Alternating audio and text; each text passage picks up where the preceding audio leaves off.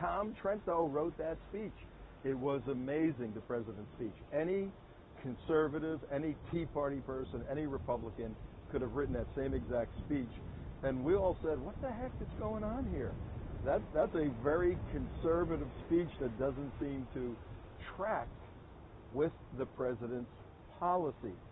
That we'll detail in a second. But I want to give you the big picture for why we are here in Manhattan. As you know, our organization, the United West, this is the TV side of that, TrentoVision.tv. We are dealing with national security issues, with the Middle East as it is exploding now, and we're also dealing with the lonely state of Israel. Those are issues we deal with, all based around the United States Constitution. So when we heard that the General Assembly for the United Nations was going to take place this week, we figured out how to get here so that we can bring you on-the-ground coverage. Now, tomorrow morning, we will jump in a little airplane and fly down to Washington, D.C., and our shows Wednesday, Thursday, and Friday will be broadcast from Washington, D.C. We're going to try to get right up to the White House and maybe a couple of other places for you. So 2 to 3 every day. Tune in on TrentoVision.tv and tune in on WNN 1470. You can go to the WNN website and listen there, or you can listen on iHeartRadio, or you can go to TrentoVision.tv, play the archived show back, or 8 to 9 in South Florida, or iHeartRadio. You can listen to the rebroadcast every night. All right, now a little bit of background. We got here, for our viewers and listeners, we got here on Saturday, and we had seen from a friend of ours who has a website, Bare Naked Islam, that the 27th annual, you're going to hear sirens because we're in New York, okay? I mean, that's just going to happen. We saw that the 27th annual Muslim parade was taking place in Midtown, actually in the same street, but a little bit east of here. We're on First Avenue.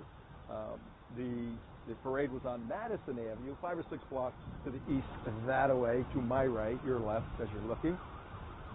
So we decided to infiltrate the Muslim parade. And everybody always asks us, because we do these various operations, the United West, how do you infiltrate these groups? All right, should we let them in on the secret? Yeah. Let them in, yeah.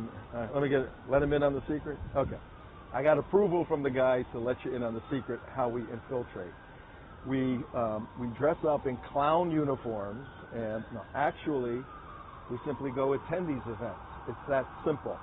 And our plan was not to be confrontational. Sometimes we go in to be confrontational, in totally legal. You're in New York, folks. You hear the sirens? Let's just wait a second. Okay, this is going to be interesting. Let's show them what's going on here live right now. Going up First Avenue are dignitaries on their way to the United Nations. This is how they make their way into the United Nations. You're watching it live on Trento Vision. I'll let you watch just for a second.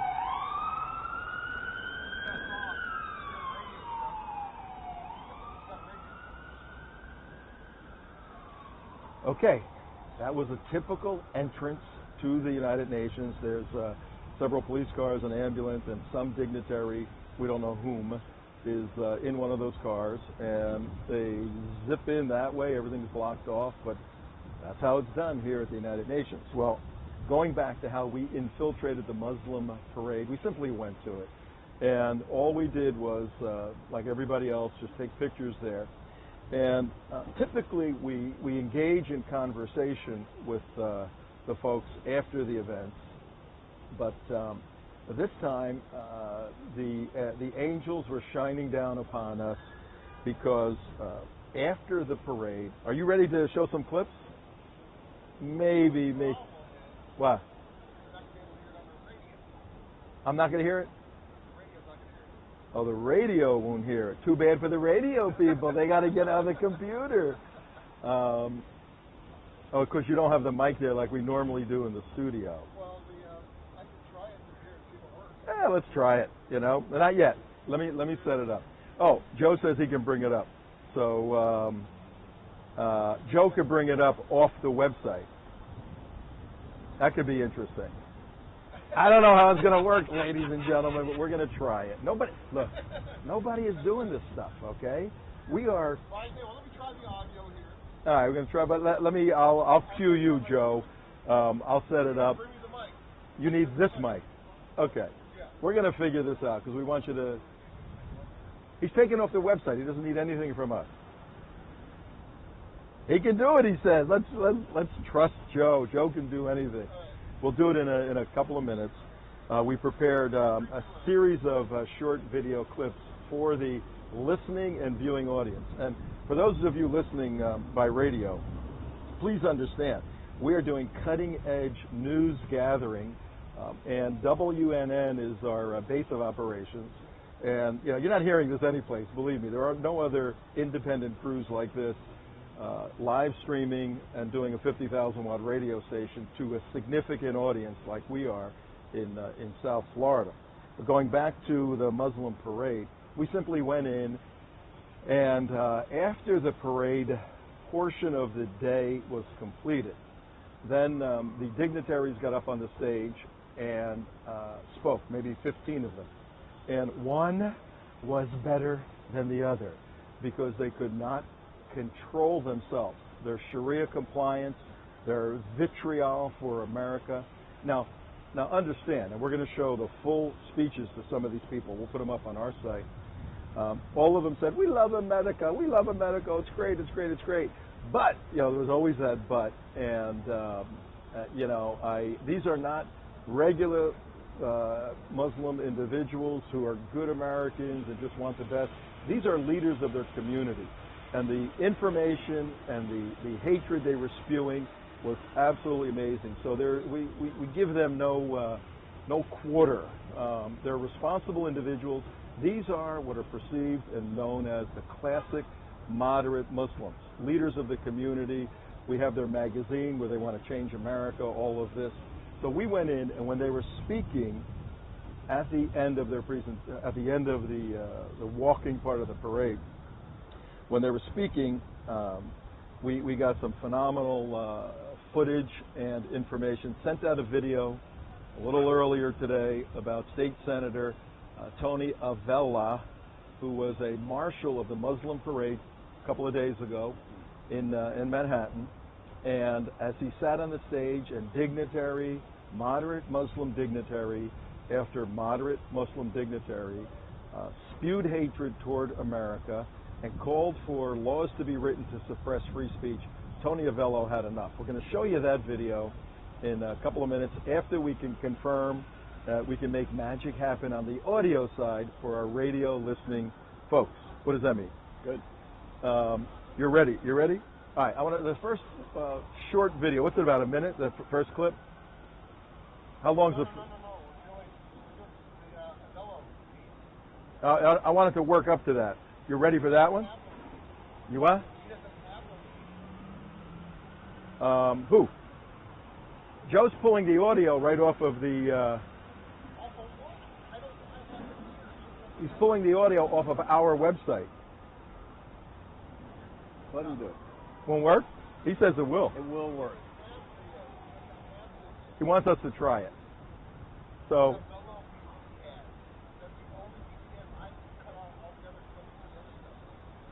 Okay. Well, we're going to try the Avello piece first, Joe, and we'll do the best we can with this. Let me know, Joe, as it's playing, if the listening audience can hear, because this is a couple of minutes, this one, and if they can't, then we'll just cut that one out, and I'll explain what happened. All right, Joe, you ready? All right, Mark, go ahead. Here. Well, let me set it up. Hang on. This is the video where the state senator, Democratic state senator, he was a marshal of the parade on Sunday, the Muslim parade. And this is significant, folks, because a leading Democrat who had been cozied up to by the moderate Muslim community in New York literally was furious. You could see in his face, got up off the stage, walked off. I ran to catch up with him, get a few words with him. And that video, we put it out this morning, and it looks like it's going viral because this is not good PR for the moderate Muslims of Manhattan. So here we go. We're going to try to play the Tony Avello tape, and go. 3, 2, 1.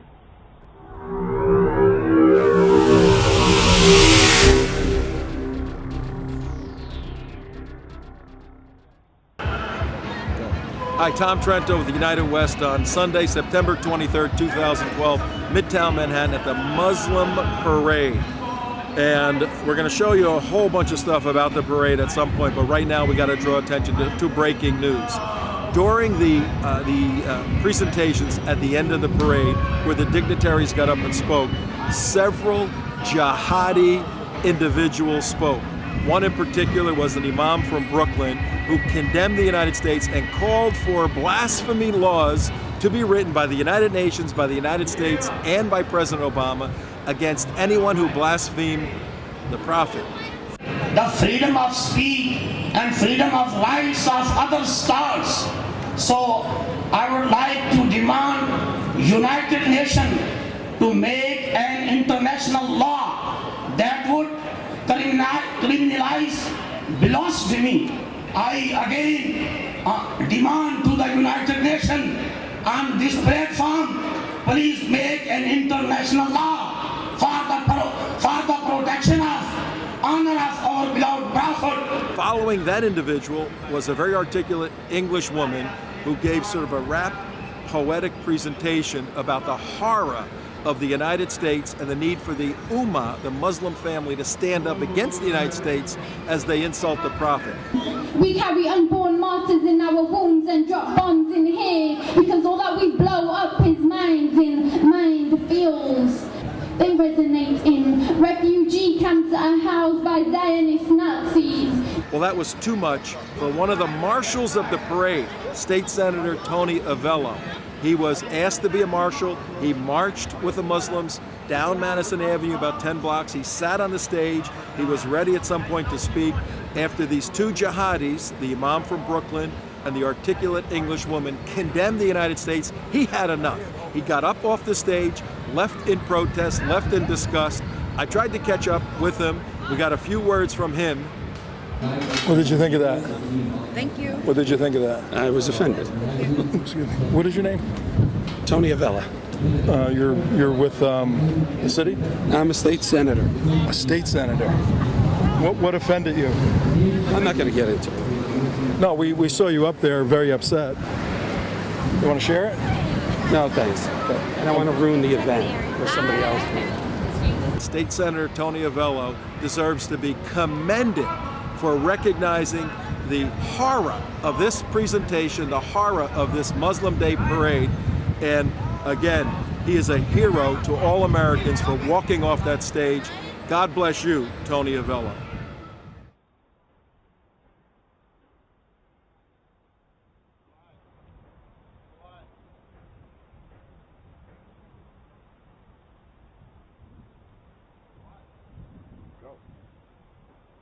Okay, it's Tom Trento back live now from the United Nations. That's it right behind me, that tall little building right over there, ladies and gentlemen. This is about as close as we can get to set up to bring you today's show. And in particular, we're going to go through President Obama's speech. But we want to set the context. It's very, very important so that you don't see each of our shows as kind of offshoots, but they're all they have continuity. Each show is connected to the next show, and the whole argument that we're making is that this administration's national security policies, particularly as it relates to the Middle East and the Sharia-compliant Muslims. Now, again, I will qualify those Muslims who truly want to accept the principles and doctrines of the Constitution and abjure the naturalization oath says when you become an American citizen, you abjure, like my relatives did who came over from Italy. They said, the heck with the Italian government, we want the United States government. Well, those Muslims who do that and assimilate into this country are our friends. We stand with them, we work with them. The only problem is they're not viewed as real Muslims. by those who are running the show. That's the problem. Our critique is that our president, President Obama, has warmed up so closely to the Muslim Brotherhood and the Sharia-compliant Muslims that it's become a national security threat to the West, to America, and in particular to Israel. That's our argument. The president has failed leading in this critical time from a national security perspective. We're showing you this parade because part of what the world of Islam does is fool people with the pageantry and the wonder of the veneer of Islam. It's called Dawah, D-A-W-A. It's outreach, evangelism. And where the United West exposes these folks. That video you just saw showed clearly that the moderate Muslims brought up several jihadis, several people who were calling for the United Nations, for the president, and for our administration to write laws against blaspheming the Prophet Muhammad. They then went on and said, oh, the laws also should make it illegal to blaspheme Jesus and Moses and the Buddha and everybody else. What kind of world is that where you can't ever criticize another religion? The president even spoke about that today. But now we want to show you a couple of other pieces from the Muslim Day Parade because its timing and significance in light of the General Assembly is very important. You see, there are 193 nation-state members in the United Nations in that building behind me, and the way you become a member, you're brought in if you have a country basically, and everybody. It's a voluntary payment. Everybody pays a little bit of money to be a member to keep the thing running. Well, guess what? The United States pays the lion's share, about 23% of the budget. 23% of 193 countries is paid by the United States of America. And most of those 193 countries hate the United States and always vote against them. So the whole UN concept of having a replacement for the League of Nations in 1945, the United Nations, to have diplomacy supplant world war or any kind of war, has failed miserably, completely. And this has become an organization of people dedicated to hurting the United States. That's why we're here. And the Islamic world is front and center as significant members of the United Nations, particularly the subgroup called the OIC, the Organization of Islamic Cooperation. They are the 57 nations, 56 Islamic nations plus Gaza, that hate Israel, hate the United States, and try to play games with us to implement their will. You will hear Mahmoud Ahmadinejad in that building tomorrow. Ironically, the vitriolic president of Iran, who wants to obliterate Israel, has been appointed to speak on Israel's most significant religious high holy day, Yom Kippur, the Day of Atonement. Who the hell put that schedule together? That wasn't a mistake. All right, we're going to go back to the Muslim Day Parade. You ready for clip one, the prayers? We want to show you how Islam, unlike Judaism or Christianity, they don't like praying in a closet as Jews, Christians, and others are commanded or suggested. They like to pray in the middle of Madison Avenue, shut the streets down, claim victory for the day, implement Islam. Take a look at this, about a 1-minute piece that shows you the streets being shut down last Sunday. Allahu Akbar. Allahu Akbar.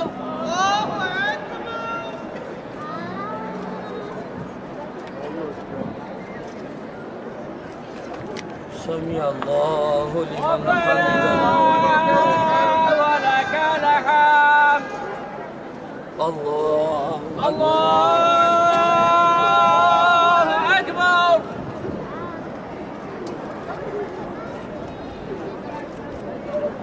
Allahu Akbar. Allahu Akbar.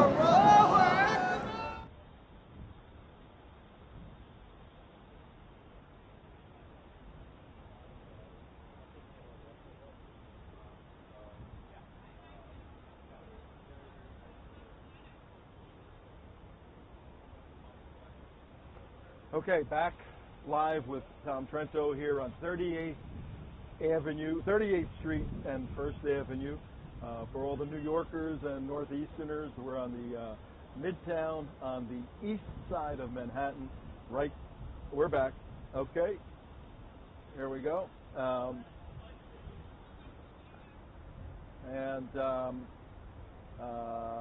Okay, we're getting the audio sorted out.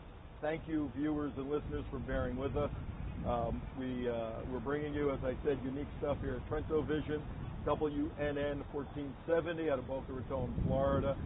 Tell your friends to listen every day, 2 o'clock East Coast time, 11 o'clock on the West Coast, and 9 o'clock at night for 9 o'clock at night for many of our friends in Europe and Israel and other places. You just saw the efforts by the Islamic world to implement a cultural element that is so critically important to establishing Sharia in a country. Muslims pray 5 times a day. That was the noontime prayer. And the Allahu Akbar, God is great. That's their call. They pray basically the first 7 verses of the Quran. And one of those verses calls down curses, basically, though they'll deny that, but when you read their doctrine, calls down curses upon Jews and Christians. So 5 times a day, Sharia-compliant Muslims are comparing themselves to Jews and Christians, saying that Jews and Christians failed miserably, God will condemn them, and they have a right to do that, but we just want you to understand what's being said in these prayers. This is more a political statement than a religious statement. The next little piece of video, the wind is blowing here on 38th and 1st.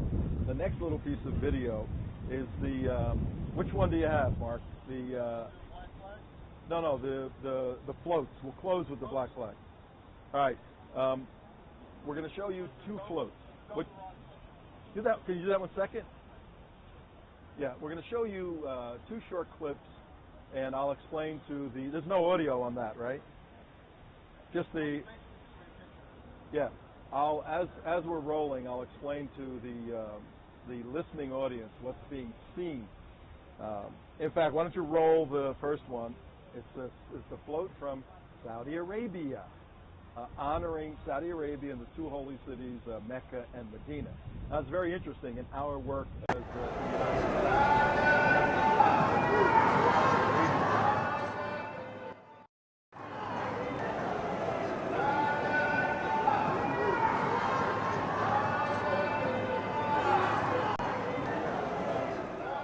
a lot of the Muslim Brotherhood leaders in America that are trying to confuse and lie to Americans, say, oh, no. Saudi Arabia, no. It's a terrible culture. It's an evil king. It's just horrible. You know, they just happen to have the 2 holy cities. Well, if you look at this float and how the Muslims were honoring the float going down Madison Avenue last Sunday, the 23rd of September, and seeing that the fact that Saudi Arabia and its understanding of Sharia law, which is their constitution. Saudi Arabia is an Islamic state. Their constitution is the Quran. The Quran is Islamic law. Muslims honor, these Muslims did anyway, these moderate Muslims in New York were honoring and recognizing Sharia-compliant Saudi Arabia. Now the next video, you ready for the next one? All right, we're going to show you the next one here. This is another float, and these are not Macy Day Thanksgiving floats, believe me. These are like made in your garage kind of floats. But they're floats nonetheless. And they're not going to win an award for their design, but the content, ladies and gentlemen, is what we're drawing your attention to. This next float is of the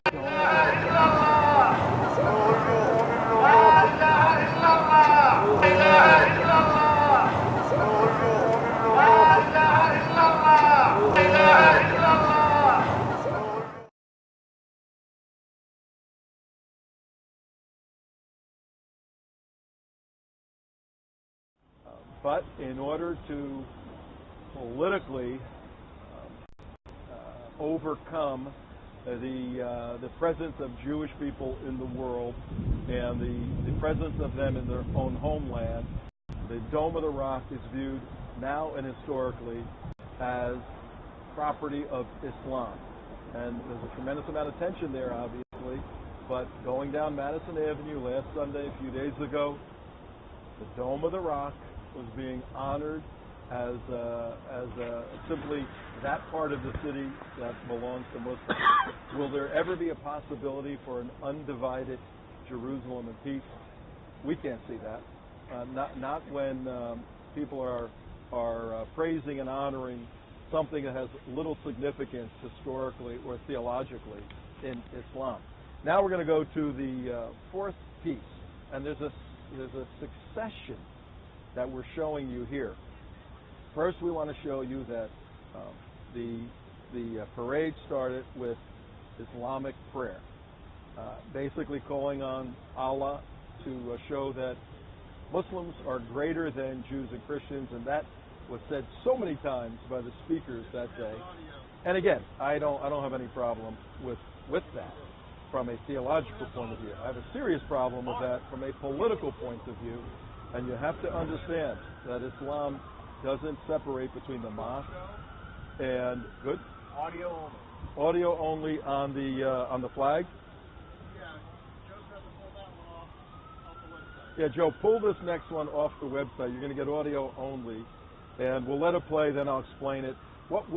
Simply what we saw the black flag of Al Qaeda flying around the. Yeah, we saw the black flag of Al Qaeda flying. A couple of people had it walking through the parade, and we said, "What are you kidding me? The black flag of Al Qaeda, the flag that was put up over the Egyptian embassy, the flag that after Ambassador Stevens was killed was put up over the Libyan consulate. What is that flag doing here?" And here, listen to this. The one that said the same thing, but it had a circle. Had a who? Then there was basically, yeah, because it says the same thing.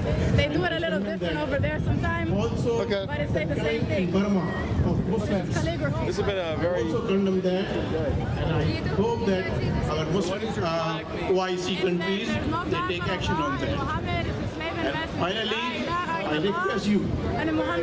This is our homeland. This is a house that can throw out 8 million Muslims over the Libyan consulate. Yeah, there was, and then there was another one that said the same thing, but it had a circle. Had a who? Then there was basically, yeah, because it says the same thing. They do it a little different over there sometimes, also but it says the same thing. Burma of Muslims. It's calligraphy. This has been a very Also condemn that, and I hope that our Muslim OIC countries they take action on that. out of the picture for a second, Mike. All right. I want to show the audience how this unbelievable Trento Vision production is taking place. Come with me as we show you our studio. Okay, this is our field studio in Manhattan. Come over here. I'm going to show you our field studio in Manhattan. Here's our director. Hey, you want to say something here? He's shy. He's shy. This is our setup. We're in the middle. There we go. You got him? Let me see. Flip it around. For the listening audience, we have the camera on Mark Campbell sitting on the ground like a New York hobo, sitting on the ground with the computer with all the stuff going on. Come back over here. But you know what? If you had to be smart to do this work, we probably wouldn't be doing it. This is not easy stuff to do, but we want to bring you information that nobody else is bringing out there. Plus, everybody's a director and everybody's a genius. I got a text message from one of our viewers who said that the Muslims repeat the Shahada, the prayer, 17 times a day, and that's true. They do. They pray those verses, and the curse to Jews and Christians is repeated about 17 times a day. Now, why is that important? Well, if you cursed somebody 17 times a day, you probably wouldn't like them, makes it hard to be friends with them. So in any event, the black flag of Al Qaeda was flying at the Muslim parade. We went there and talked to the people, and they just said, "Oh, that's just it's just one of our flags, just another flag." We said that was over the embassy in Cairo, and it was over the consulate in Libya. Yeah, people put that up. They just kind of blew it off. There were two Muslim guys, black Muslims, and when Mark was talking to the young lady with the Al-Qaeda flag, Mark kind of asked those guys, "What do you think?" And they looked at the flag and we want nothing to do with that, man. Keep us out of the shot. Nothing to do with Al-Qaeda. We're out of here. So the Al-Qaeda flag was flying. Hey, the wind is blowing off the Hudson right now, but we will keep things. I got a wind block. Here, bring the wind block. You would make a good wind block. Come here, get in the shot. Here. Oh, you can't see. Okay. All right, let's get back to what we're doing. We spent Sunday at the Muslim parade. We're going to bring you more video on that in the days ahead. We made the Tony Avello video. You just saw that. It's out there. It's on Trento Vision. You can see it there.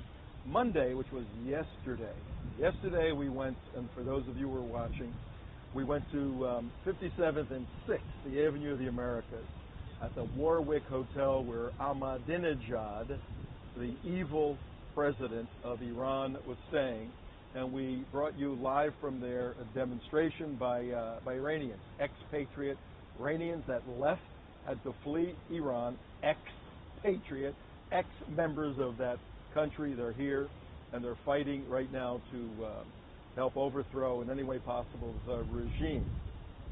Now, I'll tell you, I'm going to let you in on a little secret, okay? A little technical secret. Our big fancy cameras that we're using right now and our better microphone systems, we didn't have them yesterday because somebody forgot them back in Florida, okay? I'm not going to mention Mark who, but somebody forgot them in Florida, but we got them delivered to us today.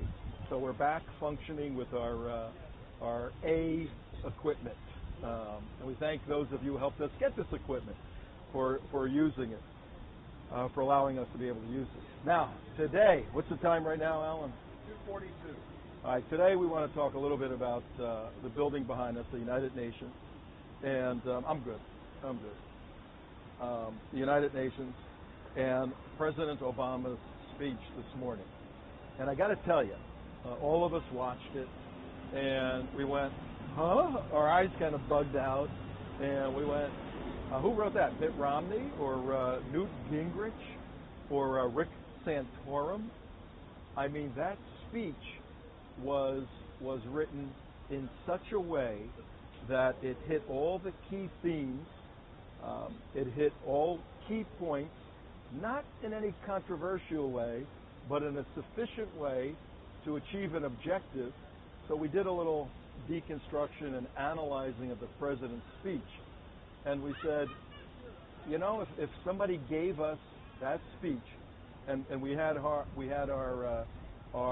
we must defeat President Obama filters off and just looked objectively at what was written, we'd say, that's a pretty good speech. Not bad, Then we said, wait a minute. How could this president be writing and saying that when we know, anybody that's involved in this sort of analytical work, particularly on national security, we know that the policies of the Obama administration and the belief systems of President Obama were absolutely not reflected in that speech. Then the light came on, ladies and gentlemen. Very simple. That was a campaign speech. That was not a policy speech. If you get nothing else out of our cacophony of a presentation today, with the textures and sounds and smells, if we had smell vision, you'd smell the food coming out of that Sabret hot dog stand right there. For all you Norkers and people from New Jersey, Sabret, right over there. Smells great. If you were here, you'd be sensing all of that. But we said, wait a minute. Why is he writing that way? And it became very evident.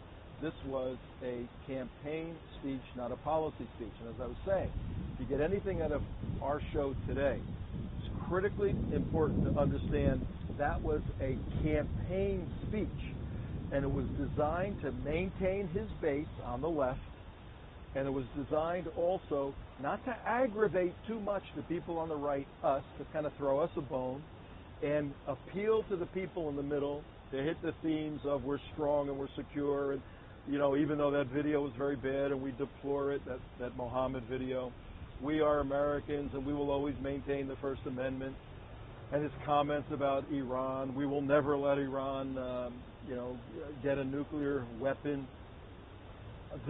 All of that was a campaign speech to appeal to the undecided so that he can win and maintain this position of luxury. It's very luxurious being the President of the United States. Sure, there's tough things to do, get that Air Force One landed in time to get on The View when 193 countries are meeting in that building yesterday. Do you go to the building and talk to any of the world leaders? No. Why? Because Whoopi Goldberg is calling, and Whoopi said when Whoopi calls, the president jumps. When Barbara Walters calls, the president jumps. Why? 4 million women watch The View. It's electoral calculus, ladies and gentlemen. We're in the middle of a world crisis. We had an ambassador killed. We had former SEALs killed. We had a State Department guy killed by Muslim jihadis. And it was deplorable and unforgivable that president, our president that day, jumped on an airplane and flew to a Vegas fundraiser. When I say it's luxurious being the president, it is luxurious being the president, particularly when you're campaigning with your Hollywood buddies. Off to Vegas for a fundraiser, and then to The View. To you listeners on the radio, this is Tom Trento on Trento Vision, WNN 1470. Do you listeners and viewers understand what we're talking about? The most powerful man in the world flew to New York yesterday, and instead of grabbing these two-bit, dictators and potentates, sitting them down and saying, you guys better get with the program. You hear it? You see this building? We'll shut this building down. Hang on, looks like another dignitary. No, this may just be a fire. This may be a simple fire in New York.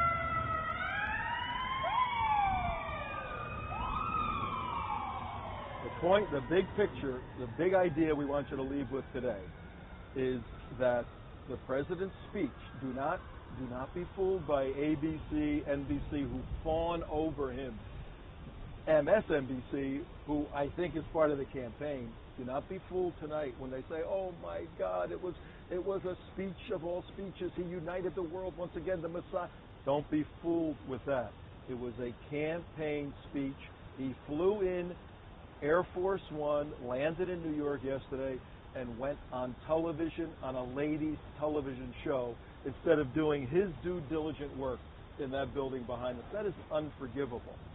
And I want to tell you about a couple of groups that should be furious, absolutely furious by this speech.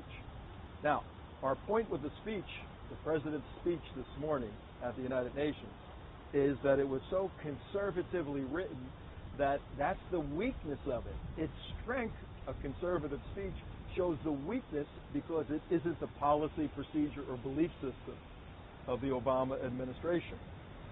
A couple of what time we got here? 49.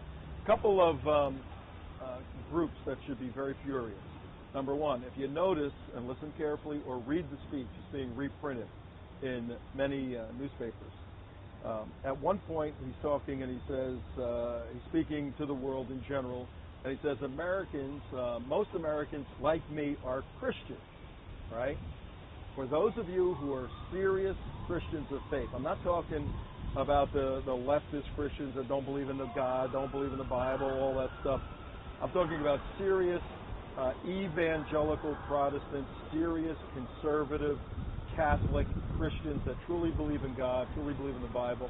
You should be furious, and if anybody votes for this president, President Obama, who's a Christian, because of statements like that, you have, we don't want to get started about you, okay, but issues, the United West, Tom Trento, all of us here, we deal with national security issues.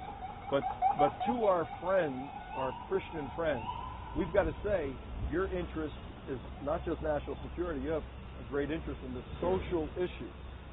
Well, when this president claims to be a Christian and then has an abortion philosophy that he has, and go study it if you need to, or he has a philosophy on gay marriage and all of that, from your conservative Christian point of view, you should be furious when he claims to be a Christian, yet endorses policies that are absolutely in opposite to biblical principles. So that's one area in the speech where we saw that, particularly the conservative Christian community in, you got to read it out there, I can't. The conservative Christian community in South Florida where we're broadcasting. You guys need to get up. You need to get registered. You need to go talk to people like Jack Gillis in Fort Lauderdale and John Stemberger and Scott Spages, these guys who are every day and every night they're putting call centers together. The Christians in Florida, the people of faith in Florida need to get into these call centers, start making calls. If you're one of these folks and you're not registered, you better get registered. The future of this country is in your hands. And when you hear this president standing in that building speaking to the world saying he's a Christian, but having policies exactly the opposite, that should infuriate you to action.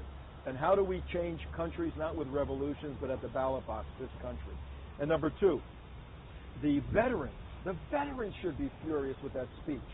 If you notice, the president in the UN speech today, on the 25th day of September, around 10 o'clock this morning, he said that we're out of Iraq and we're winding down in Afghanistan. He didn't say, dear veterans, those of you who took that oath to protect the Constitution from all enemies, foreign and domestic, those of you who were trigger pullers and shot people, killed people for the sake of protecting the Constitution, those of you who've been wounded, those of you who have in World War II shell shock, which we now know is post-traumatic syndrome, stress syndrome, for those of you who were paper pushers, whatever your level of commitment, you joined and served this country. And for this president to say with a sleight of hand, oh, we're out of Iraq now and we're leaving Afghanistan, we lost. This president lost both of those wars. You cannot blame George Bush for Iraq or Afghanistan because President Obama, you know what it would be like? Here's a good illustration. You take these transatlantic flights where one crew starts flying, and then halfway through the crew shifts because of the time limitations. And let's say the second crew, the second pilot, the first pilot takes off the plane real nicely and hands over the yoke to the co-pilot. And when he lands, he crashes the plane. And you go, wow, it was the pilot's fault. He took the plane off. No, you crash landed. President Obama, you crash landed in Iraq. You crash landed in Afghanistan. You surrendered there, and that was a huge mistake. And for you to casually to indicate that oh, we did wonderful things in those two countries is deplorable. You veterans in Florida and elsewhere should be furious that this president has mishandled those wars, and it's a sad commentary on all who have given their lives and their body parts.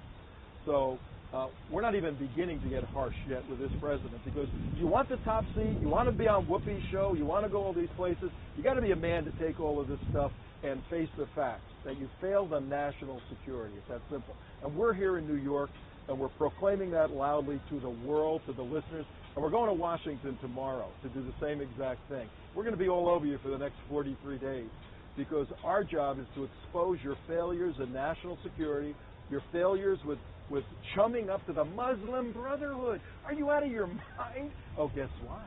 Should I let him in on the secret? Sure. Guess who's not meeting with President Mohammed Morsi?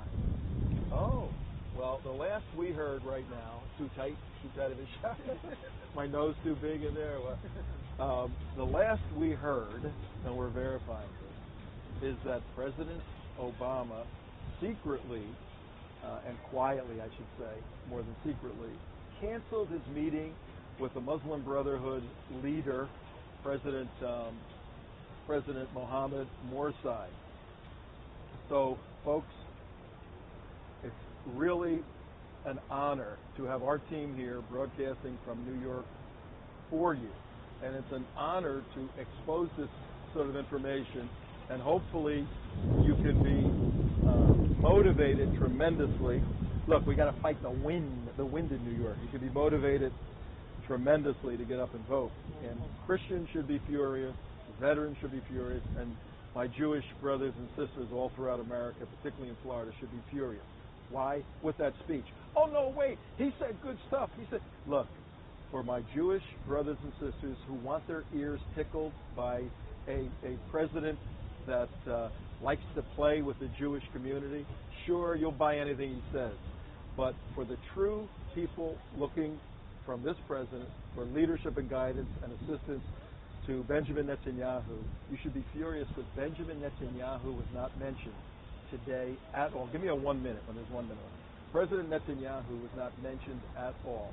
He is a major target of most of these countries, and President Obama chose to go on Whoopi's show, The View, Barbara Walters' show, instead of finding a little time to meet with a world leader. Oh, he's not coming in until Thursday? Oh, okay. You're the President of the United States of America. You could find the time. You should have found the time. You didn't. Every Jew in the world should be furious. This president refused to meet with him. It's that simple. What? But on the ground, we're seeing something completely different. The Muslims are supporting him. The black hats Jews are saying, oh, yes, he's the greatest president for us. Because why? Well, because he hates Israel. Yeah, we ran into an interesting group of Jewish people yesterday. Well, I don't think they were the Hasidic Jews. They were kind of an offshoot group of Jewish people who hate Zionists. We interviewed them, and we'll put some of that up. And their view was they love President Obama, and one of the reasons why is because he's not a friend of Israel. And we're going, and these are guys that look like Hasidic Jews. We're going, huh? Well, he's not a friend of Israel. He's not a friend of Zionists, not a friend of Israel. So we like him because we think Zionists are wrong. Yeah, there's a little weird group of Jewish scholars that run around the country. And you know what they were, if I tell them what those Jewish folks were doing yesterday? They were standing in support of Mahmoud Ahmadinejad. And it was a sad state of affairs, but they're basically saying that Ahmadinejad loves Jewish people but hates the Zionist nation of Israel. And, you know, we could have argued ourselves blue in the face, but we'll do that another time. Hey, we got to thank you guys for being with us today. Tom Trento coming live from 38th and 1st Avenue, 38th Street on the east side, 1st Avenue in Manhattan. And we're going to be tomorrow in Washington, D.C., bringing you more breaking news and more information. And I just got to tell you that we appreciate our audience, our listeners back in Florida, and everybody on Trento Vision. Stay tuned. We got 3 phenomenal days for you in Washington, D.C. We're going to pack up, leave New York, and but we'll be back if we have to. Actually, we're going to stay in Florida quite a bit and educate voters to make sure that this president is defeated and national security issues in the state of Israel are secured and affirmed. Thank you, everybody. We will see you in about 1 day. Okay, we're getting thumbs up from some of the listeners around here. 1 minute, is that a 1 minute countdown? Is that what that is? Okay, looks like we're done. All right, Joe, I'm sending it back to you. Thank you, Joe, in the booth. Tom Trento signing off. WNN 1470, TrentoVision.tv. Catch you tomorrow, everybody. Bye-bye.